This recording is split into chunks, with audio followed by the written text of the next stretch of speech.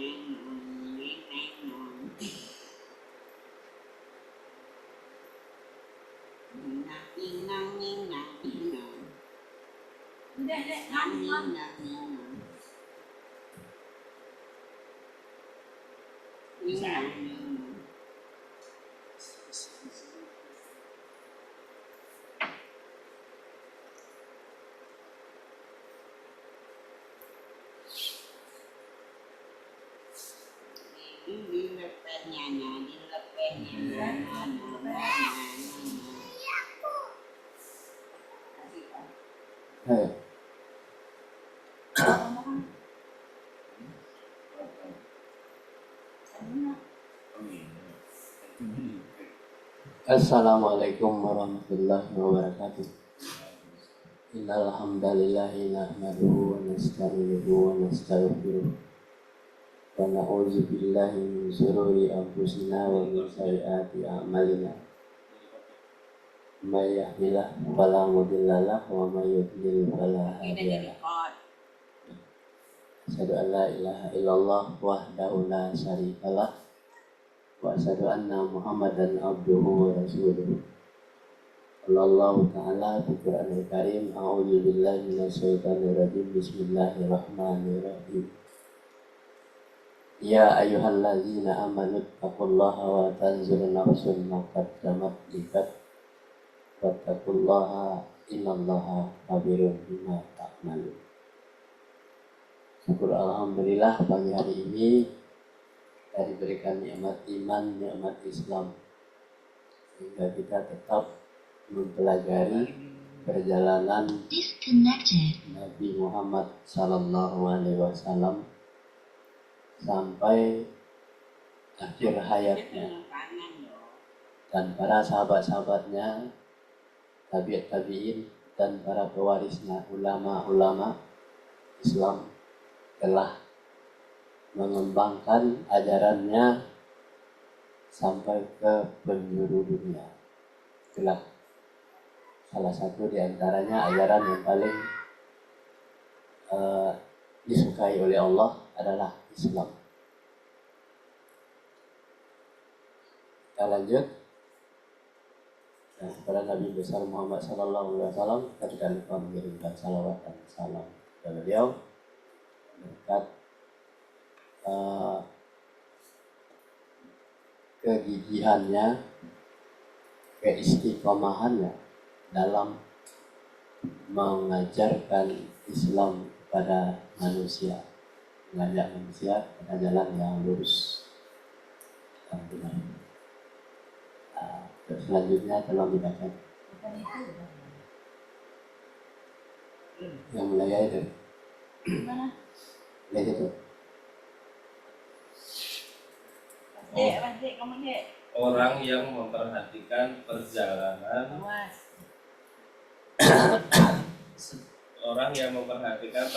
sejarah Islam ketika lapang dan sempit, ketika kalah dan menang, ketika kuat dan lemah, tentu akan mendapatkan kenyataan bahwa ketika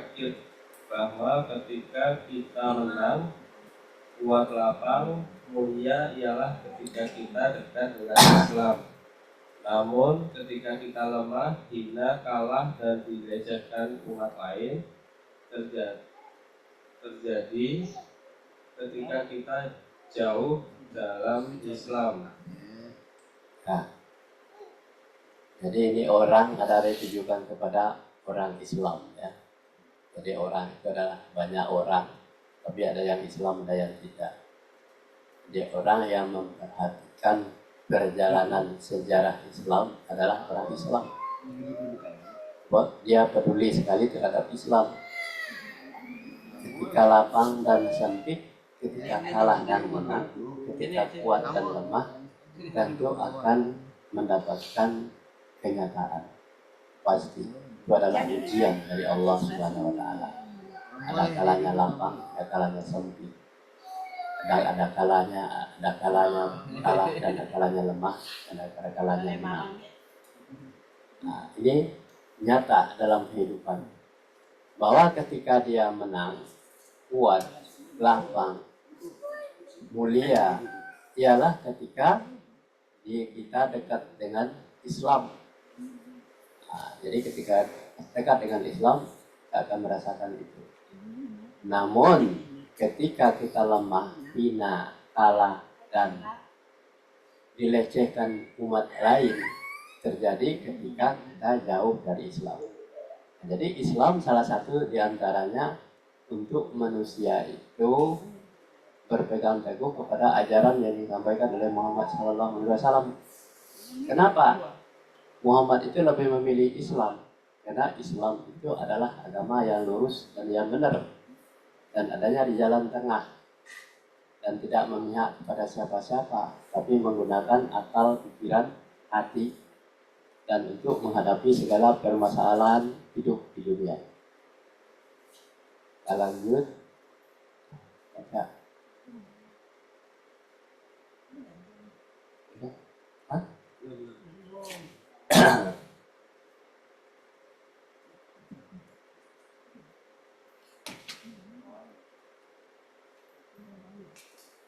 Jam, iya.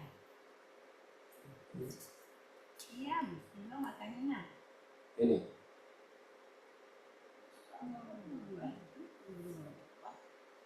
Berapa?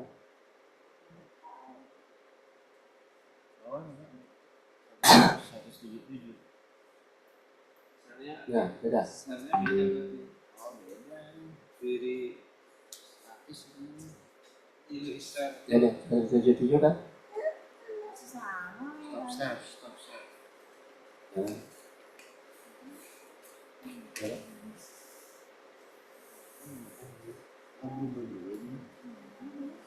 Dua ini. Itu nggak berubah di sini. Beda. Satu coba.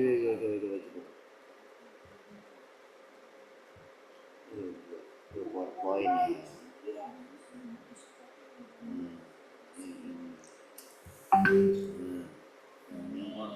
Ya udah, lanjut.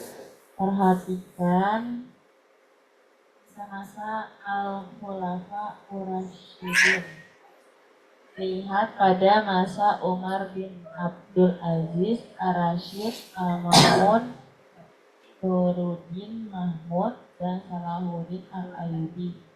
Ketika Anda melihat kedekatan dengan Islam yang hakiki, tentu Anda mendapatkan kekuatan dan kebangkitan, kemudian dan kemuliaan dan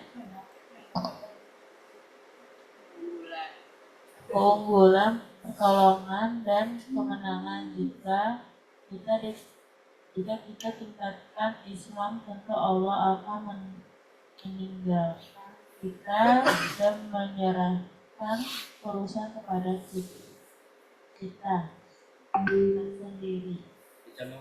Jika Allah sudah menyerahkan urusan kepada manusia, maka jangan harap akan datang pertolongan, kemenangan, dan kekuasaan di tangan kita. Ya. Jadi maksudnya umat Islam itu memperhatikan masa-masa Khulafaur Rasyidin. Khulafaur Rasyidin itu siapa? Adalah orang-orang yang dekat dengan Islam, yang dekat dengan ajaran Islam. Nah, misalnya pada masa Umar bin Abdul Aziz Ar-Rasyid, Al-Ma'mun, Nasruddin Mahmud, dan Salahuddin Al-Ayyubi. Nah, ketika Anda melihat kedekatan dengan Islam, ya, itu yang hakiki. Nah, jadi kedekatan Islam yang hakiki itu tentu dia akan mendapatkan kekuatan dan kebangkitan. Jadi orang-orang yang yakin terhadap ajaran Islam itu, dia akan merasakan berjuang, kemuliaan dan keunggulan, pertolongan dan kemenangan jika kita tingkatkan Islam. Kalau kita tingkatkan Islam, bagaimana cara meningkatkan Islam itu?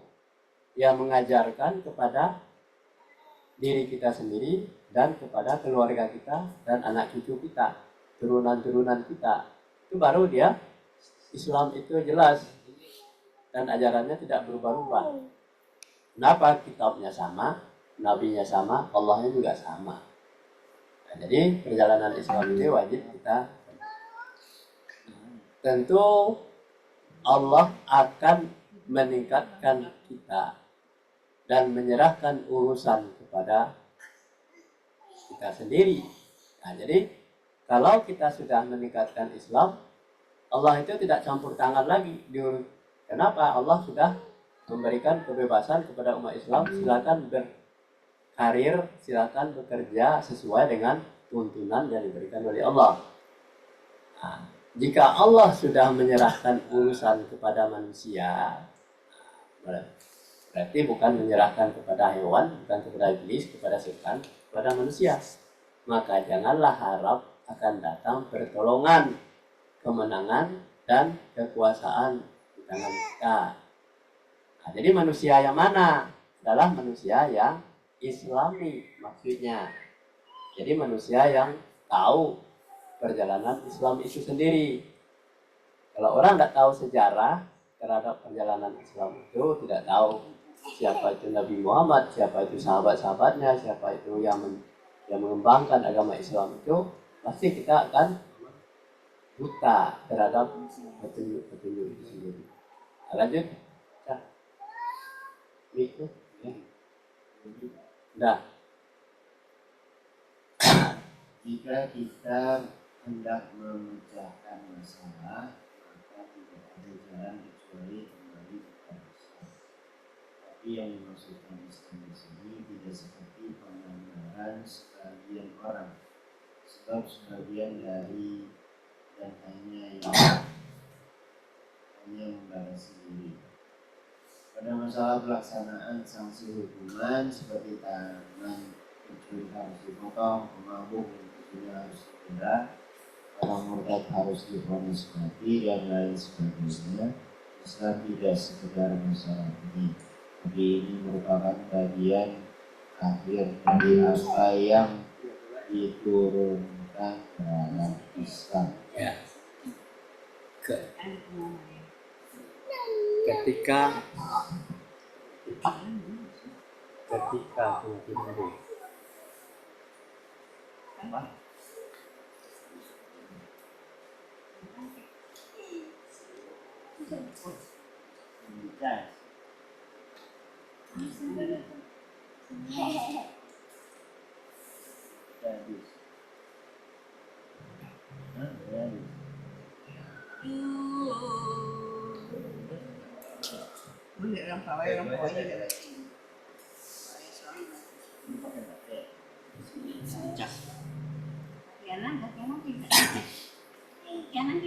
ya, kita lambat-lambat saja memperhatikannya. Jika kita melecehkan masalah, apa yang dilecehkan masalah adalah masalah perjalanan Islam itu dilecehkan, tidak mau membaca, tidak mau mempelajari, maka tidak ada jalan kecuali hanya kembali kepada Islam. Nah, jadi untuk supaya kita aman, damai, sejahtera dunia dan akhirat, harus kembali kepada ajaran Islam itu. Bagaimana caranya kembali kepada ajaran Islam?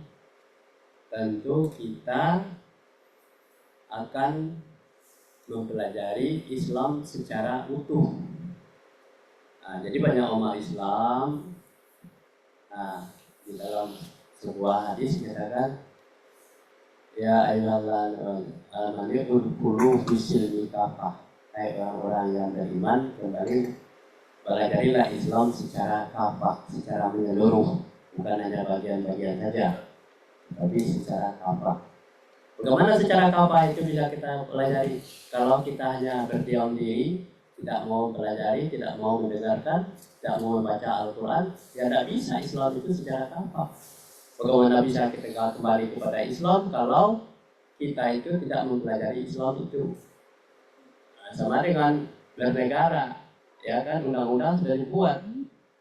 Nah, dari kekacauan, terjadi permasalahan, akhirnya diputuskan kembali kepada Undang-Undang 1945. Kalau tidak kembali, ya itu sudah suka. Apa yang terjadi, masalah akan menggantung semua masalah. Nah, jadi begitu juga di dalam Islam. Kalau Islam itu kita hanya tahu kulit-kulitnya saja, tidak mengerti masalah apa yang sebenarnya Islam itu, tujuan kita hidup dalam beragama Islam itu tak lain adalah untuk menyelamatkan diri kita dari siksa Allah, ya kan, siksa Allah, dan takut terhadap siksa Allah di kampung akhirat nanti. Kalau kita sudah disiksa, kalau kita sudah bangkrut, kalau kita amalan kita sudah ditolak, itu berarti siksa pasti ada di dalam diri kita. Jadi oleh sebab itu kita harus benar-benar memahami Islam itu secara menyeluruh, ya kan? Nah, yang dimaksud dengan Islam di sini tidak seperti penggambaran sebagian orang, ya kan? Sebab sebagian dari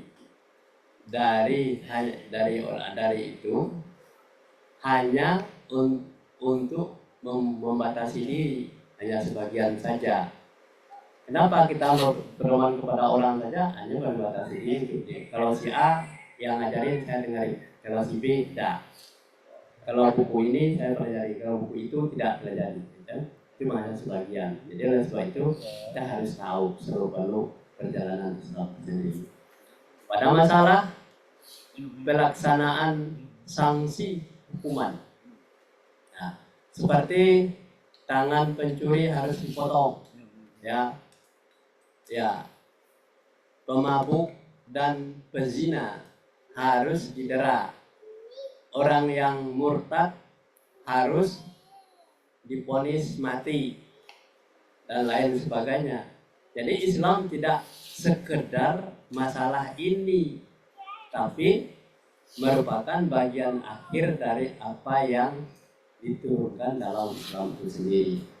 Nah, jadi kalau kita salah, harus bertanggung jawab untuk memikul masalah sendiri terhadap diri kita sendiri. Kenapa?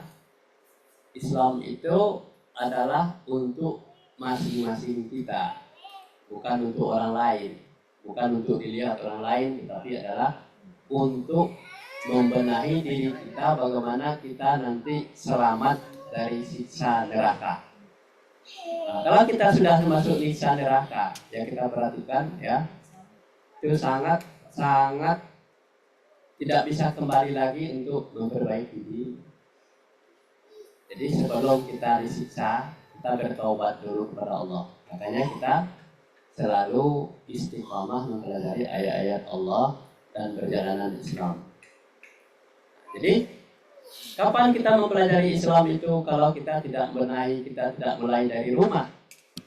Kita sibuk dengan acara rumah kita, sibuk dengan dunia kita, sibuk dengan pekerjaan kita. Kapan kita belajar? Apakah kita mau masuk pesantren dulu, baru kita memahami Islam? Tidak seperti itu. Al-Qurannya sudah ada. Jadi Al-Quran sudah ada, dan tinggal kita baca, kita pernah pahami, kita diskusikan secara bersama-sama. Kalau kita misalnya tidak mau untuk memperbaiki diri kita sendiri, risikonya yaitu sanksinya adalah hukuman. Nah, seperti pencuri dipotong tangan, pemabuk dan pezina harus didera, itu secara Islam. Dan orang murtad harus divonis mati. Harus risiko itu harus dijalani kalau di negara Islam, ya. Itu hanya bagian yang tidak sekedar hanya masalah menakut-nakuti, tetapi itu adalah benar-benar kan dilaksanakan. Itu baru hukum di dunia. Tetapi yang hukum di akhirat itu lebih parah lagi. Mungkin barangkali siksanya lebih pedih dengan azab Allah karena dia melanggar aturan-aturan Allah. Jadi orang yang melanggar aturan-aturan Allah disebut adalah orang kafir. Nah, jadi orang kafir itu adalah melanggar aturan-aturan Allah. Mencuri tidak boleh, berzina tidak boleh, ya kan? Kemudian pemabuk tidak boleh, murtad kembali kepada keluar dari agama Islam, kemudian kembali lagi itu namanya murtad, tidak boleh. Dihukumnya hukum mati. Jadi kita waspada untuk anak cucu kita ke depan.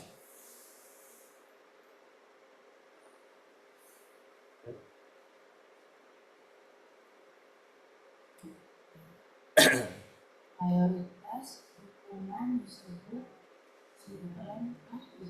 dalam surat Al-Maidah, dan surat ini merupakan bagian akhir dari Al-Quran yang diturunkan sebelum menegakkan sanksi hukuman. Ada baiknya jika kita mendidik manusia pada ajaran Islam, membentuk manusia muslim, menyingkirkan hambatan dari jalan Islam, yaitu hambatan yang menghadang manusia untuk kembali kepada Allah.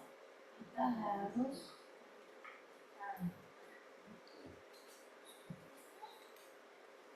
Jadi kalimatnya agak panjang, tetapi kalau kita lihat, ya kan, mayoritas hukuman, ya kan, disebutkan di dalam surat Al-Maidah. Ya, kalau kita baca surat Al-Maidah, mayoritas hukuman itu ada di sana. Dan surat ini adalah merupakan bagian akhir dari Al-Quran yang diturunkan. Jadi surat itu harus dibaca dan tidak hanya sekedar dengar-dengar saja. Sebelum menegakkan sanksi hukuman, ada baiknya kita mendidik manusia dengan ajaran Islam. Jadi tiba-tiba kita menghukum anak-anak kita dan keluarga kita secara Islami, padahal dia tidak ngerti, tidak tahu. Makanya kita tegakkan pendidikan itu di rumah tangga kita masing-masing, jangan sampai dia melanggar aturan-aturan Islam. Kalau takut kepada hukuman-hukuman itu, maka Islam itu harus dipahami secara utuh oleh keluarga itu sendiri. Nah, jadi sebelum menegakkan sanksi hukuman itu, kalau misalnya di zaman Nabi ini orang berzina, ya kan? Kata Nabi, saya ya Rasulullah, saya nih berzina barangkali 10 kali sehari. Begitu, boleh, tidak apa-apa kata Nabi. Tetapi besok bisa tidak kamu kurangi 1? Lapor lagi. Bisa ya Rasulullah, bisa 9 kali. Sudah itu besok lagi lapor lagi. Bisa 8 kali. Besok 7 kali. Akhirnya orang-orang itu tidak melakukan zina lagi. Akhirnya dia bertobat. Inilah cara Rasulullah menghukum orang itu, cara beransur-ansur. Maka kita mendidik anak-anak kita. Kita beransur-ansur juga mendidiknya. Tidak boleh diwajibkan langsung kepadanya. Kalau dia lagi tidak mood, jangan dipaksakan. Kenapa pendidikan itu terus-menerus kita jalankan? Jadi Nabi mengajarkan seperti itu. Begitu juga orang yang mencuri, yang suka membunuh orang. Kalau membunuh orang, misalnya bunuh orang 10 orang sehari, besok bisa tidak kamu laporkan hanya 9 orang. Boleh bunuh, masalah, tapi dengan kejujuran. Jadi Nabi memberikan ajaran kepada orang yang suka, yang doyan membunuh itu, yang doyan berzina, yang doyan mencuri itu, dengan cara beransur-ansur. Mengajarkan seperti itu, sehingga dia sudah taubat habis segalanya, ya. Nah itu. Jadi membentuk manusia yang muslim itu seperti itu Nabi melakukannya. Menyingkirkan hambatan dari jalan Islam, ya kan? Hambatan-hambatan dari jalan Islam disingkirkan semuanya. Yang tidak boleh oleh Islam disingkirkan. Kenapa? Itu hukuman-hukuman yang akan terjadi.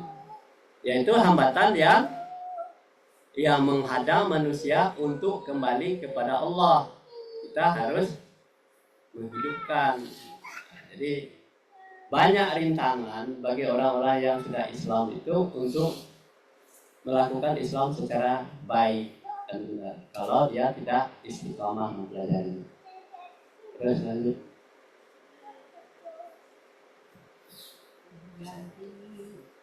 Aneh. Perjalanan Islam, ya, perjalanan Islam, ilmuwan Islam, Islam, Islam, dari Islam dan hukum Islam, penerapan syariat Islam, syariat Islam sesuai dengan tuntunan mayoritas negara yang beragama Islam. Bukan berarti kita mengamati negatif hukum, konvensional dengan hukum Islam, hanya dengan perjalanan hukum saja tidak akan mampu membentuk masyarakat dan perasaan manusia tidak akan mampu membantu masyarakat dan perasaan manusia tidak akan hidup. Jadi pengajaran Islam, ya, keilmuan Islam, seni Islam, keluarga Islam, tradisi Islam, dan setelah itu hukum-hukum Islam, penyerapan syariat Islam yang sesuai dengan tuntutan mayoritas penduduk negara yang beragama Islam. Jadi kalau dia menuntut negara yang beragama Islam, ya punya hukum syariat Islam. Bukan berarti sekitar pengganti hukum konvensional dengan hukuman Islam. Jadi hukuman Islam, hukum konvensional itu adalah hukum yang dilakukan oleh negara, bukan negara Islam. Hanya dengan peranan hukum saja tidak akan mampu membentuk masyarakat yang dan perasaan manusia yang tidak akan mampu membantu masyarakat dan perasaan manusia tidak akan hidup. Nah, jadi dengan hukum konvensional itu tidak akan mampu untuk manusia itu menjadi manusia yang Islam. Jadi sebab itu maka hukum Islam itu berlaku untuk negara Islam, bukan hukum konvensional, ya kan? Banyak yang bertentangan dengan hukum Islam sendiri, seperti korupsi, menipu, curang. Itu sebenarnya hukum yang dibuat oleh manusia, tapi dalam Islam itu melanggar aturan-aturan Islam, kaidah-kaidah Islam. Makanya orang Islam itu harus istiqamah dengan ajaran Islam sendiri dalam menjalani kehidupan. Demikian saja kajian kita pagi hari ini. Tunjukkan kelanjutan. Wabillahi taufiq wal hidayah. Assalamualaikum warahmatullahi wabarakatuh. Waalaikumsalam warahmatullahi wabarakatuh. Apa ini? Pembacanan.